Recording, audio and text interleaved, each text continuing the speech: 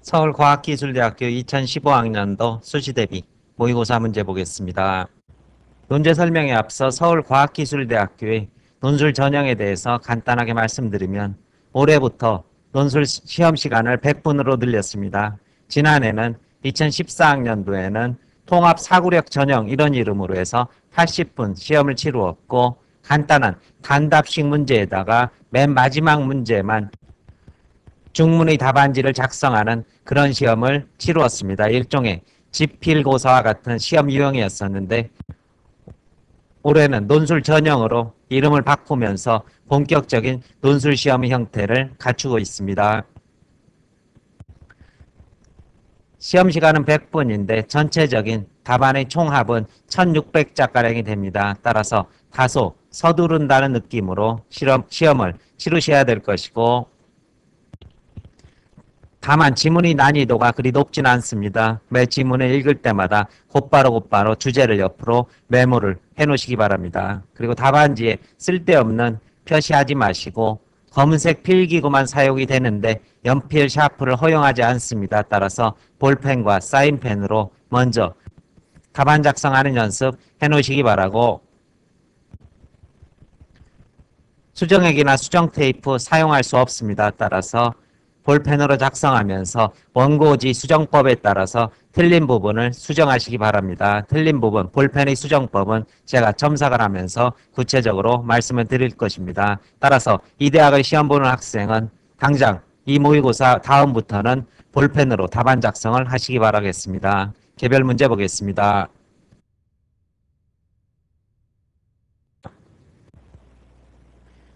과학기술대는 이번 모의고사에서 500자, 600자쯤의 그러한 중문의 문제를 도입을 했습니다. 따라서 2014학년도에서는 짧은 단문의 문제만 출제를 했다면 이제 좀 더 본격적인 형태의 논술 문제 형태를 갖추고 있다 이렇게 평가할 수 있을 것이고 문제 1번에서는 인터넷과 판소리를 주제로 해서 첫 번째 100자로 요약하는 것 그리고 두 번째는 제시문을 적용해서 판소리를 분석하는 것 이러한 문제를 출제를 했고 문제 2번에서는 인간과 자연의 공존이라는 생태학적 사고방식을 주제로 해서 이러한 사고방식이 현대사의 문제를 어떻게 해결하는 시사점이 될 것인지 독해 적용을 하는 문제 그리고 문제 3번에서는 미국의 태풍 허리케인이 초래한 피해와 이를 복구하는 과정에서 나타난 폭리와 투기 자본 등에 대한 부작용의 문제를 지적하고 그럼에도 불구하고 이것이 왜 시장의 논리에 따라서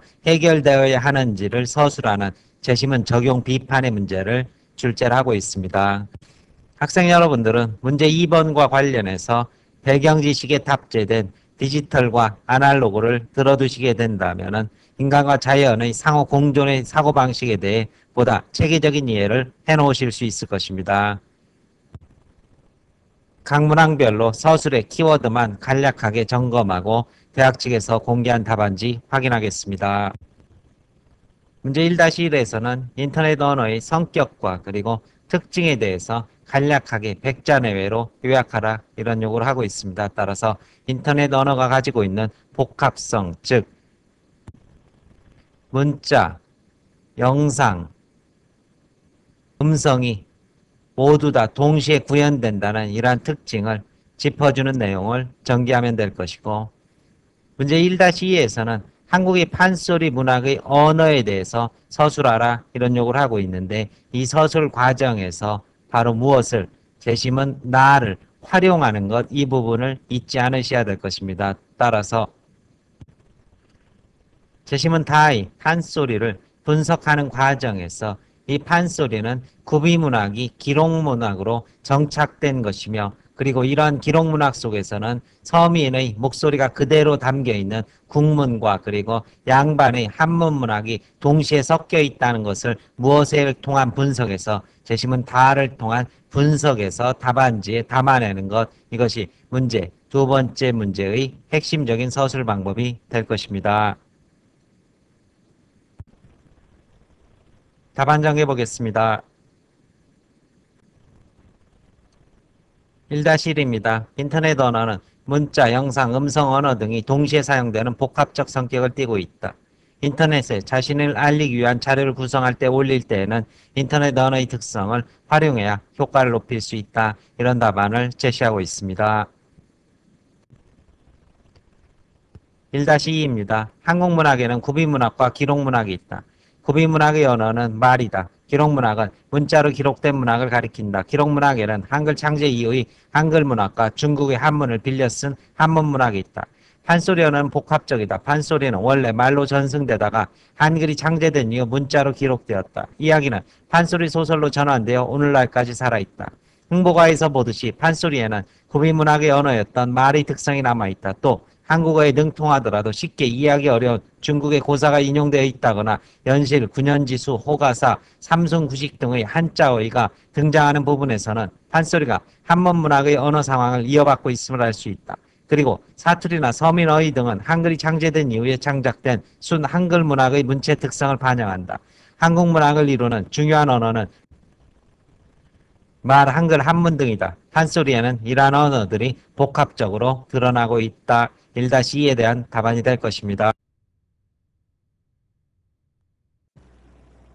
문제 2번에서는 각 가나다 제시문의 키워드인 관용, 배려, 생명 존중의 가치관이라는 이러한 관점을 토대로 보기에서 주어진 현대사의 문제를 해결하는 그러한 방안의 글을 작성하라 이런 요구를 하고 있습니다. 그런데 문제에서는 현대사의 문제를 먼저 지적한 뒤 해결 방안을 요구하고 있는 만큼 제시문을 토대로 현대사에서 어떻게 지나친 경쟁이 초래하는 대립과 갈등의 문제를 먼저 지적을 하고 난 다음에 이것을 관용, 배려, 그리고 상호 존중의 가치관을 통해서 풀어나갈 수 있을 것이다. 이러한 답안을 전개하시면 될 것입니다.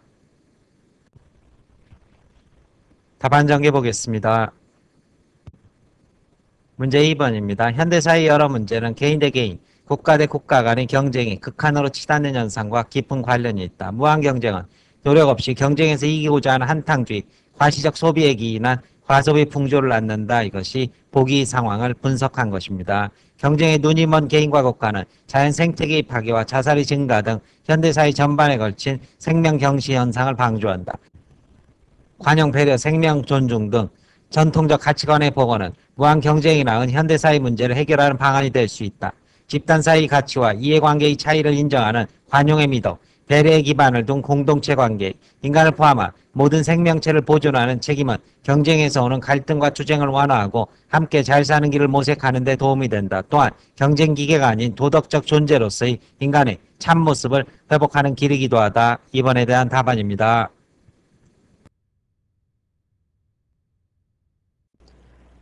문제 3번에서는 미국의 허리케인으로 인해서 막대한 피해가 발생했을 때 가격의 폭등, 폭리가 일어났고 이것을 처벌하는 법을 제정했다는 그러한 배경을 먼저 소개를 하고 난 뒤 제시문 나와 다를 토대로 이 법을 왜 폐지해야 되는지 서술하라 이런 요구를 하고 있습니다. 따라서 나와 다에서는 시장경제의 논리를 강조하는 걸 이렇게 이해할 수 있을 것입니다. 왜냐하면 결국 이 문제에서는 투기 자본이라는 것도 시장 논리에 따라서 생성된 것이고 효과적인 수요와 공급의 그러한 탄력적인 장치를 만드는 만큼 투기 자본을 법으로 규제할 게 아니라 시장의 논리에 따라서 자연스럽게 발생했다, 해소되는 과정을 지켜볼 필요가 있다. 이러한 논리의 서술을 요구하고 있는 것입니다. 왜냐하면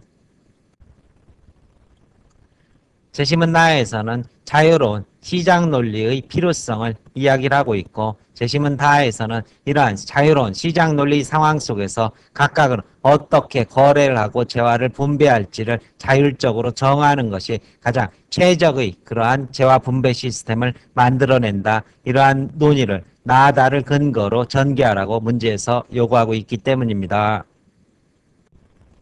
답안 전개하겠습니다. 마지막 문제 3번입니다. 재난을 잘 극복하기 위해서는 지역 자원을 최대한 효과적으로 동원하는 것이 중요하다. 정보활동도 한정된 자원을 토대로 수행될 수밖에 없으므로 민간의 역할 역시 재난 극복 과정에서 매우 중요하다. 가격폭리처벌법은 재난 극복 과정에서 민간의 유연한 대응을 위축시키는 폐단을 낳는다. 이때 정부의 역량은 제약되어 오히려 정부가 햅식 역할을 제대로 수행할 수 없게 되고 그 결과 정부의 도움이 필요한 사회적 약자에 대한 지원 역량 역시 제한을 받을 것이다. 민간 자원을 동원하는 시장 과정에서 일부 발생하는 부작용은 효과적인 재난 극복을 위해 지역사회가 지불해야 할 비용으로 인식해야 한다. 비록 약탈적 상행이랄지라도 그러한 상거래는 당사자 간 자발적 선택의 결과이다. 또한 시장의 진화를 억제하는 법제도는 정부의 더욱 의존적인 민간의 선택 행위를 더 보상하게 되고 큰 정부를 초래하는 문제점도 안고 있다. 약탈적 상거래를 주민한테 강요한 사업자에 대해 시장은 다양한 방식으로 징벌할 수 있다. 그러한 자연스러운 징벌 과정을 존중하는 것이 자의적인 적용 가능성마저 있는 법에 비해 시장 제도를 발전시키는 데 더 유리하고 나아가 더 큰 비효율을 예방하는 길이기도 하다. 이러한 답안을 제시를 하고 있습니다. 따라서 결국 시장의 손에 맡기고 소비자들이 약탈적인 상거래로 손해를 봤다면 그 기업에 대해서 불매 운동도 역시 시장의 논리에 따라서 보복을 하는 것이 가장 바람직한 것이다.